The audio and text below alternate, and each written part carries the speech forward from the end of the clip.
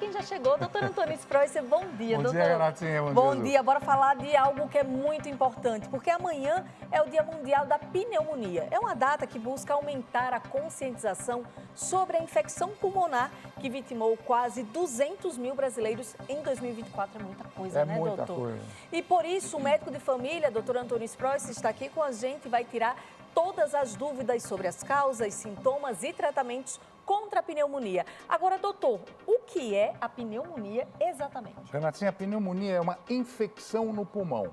Então, toda vez que a gente tem uma infecção no pulmão, a gente pode chamar de pneumonia. Vamos entender direitinho como que ela começa, como é que ela forma dentro do pulmão.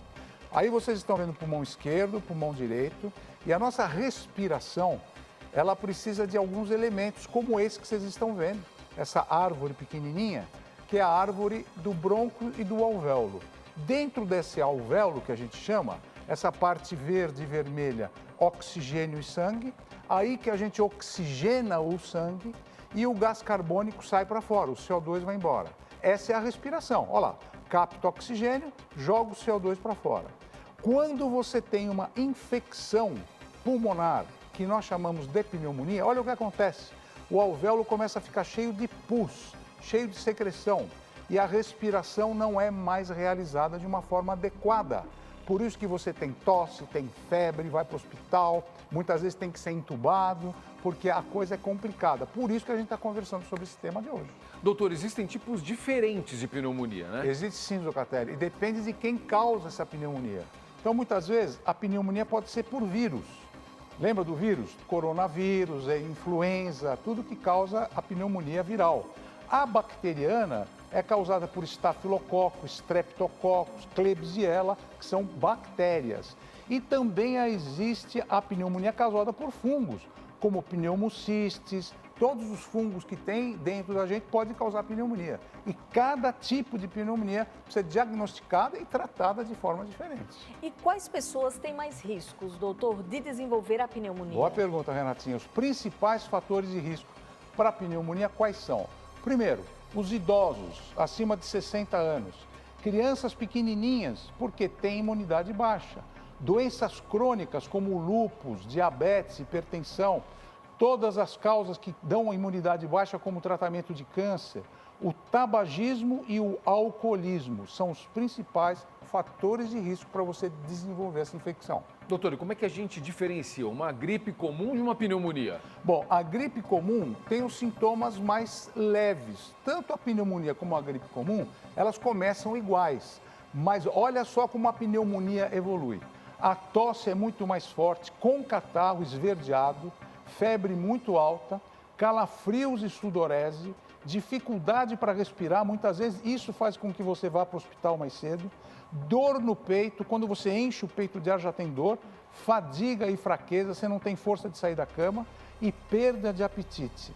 Esses são os principais sintomas da pneumonia em relação à gripe.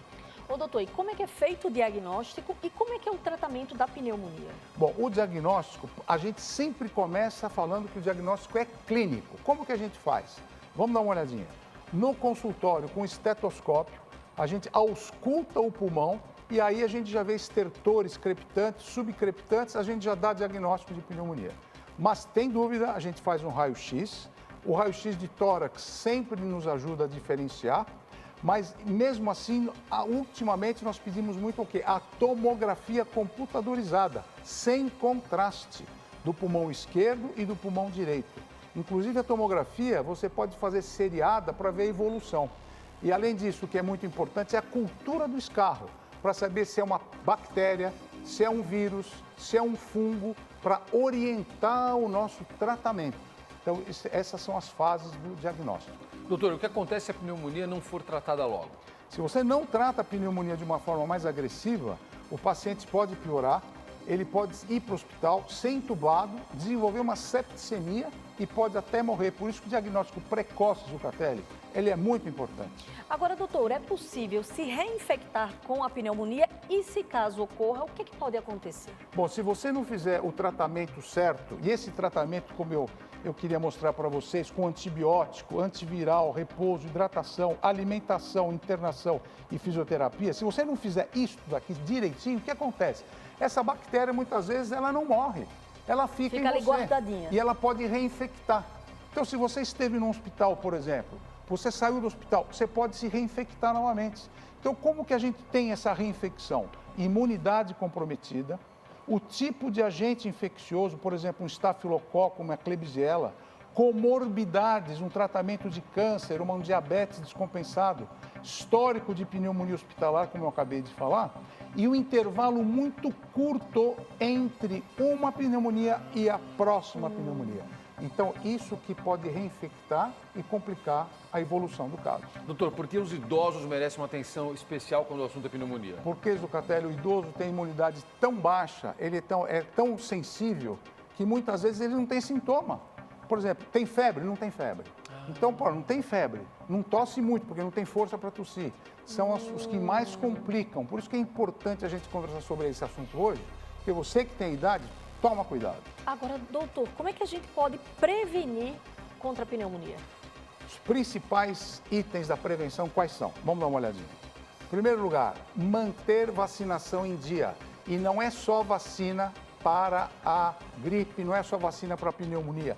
É o total de vacina que você toma durante o ano. Evite o cigarro. Você fala, mas eu fumo cigarro, esse eletrônico. Não, senhor, não evite o cigarro, qualquer tipo dele, porque te predispõe à infecção.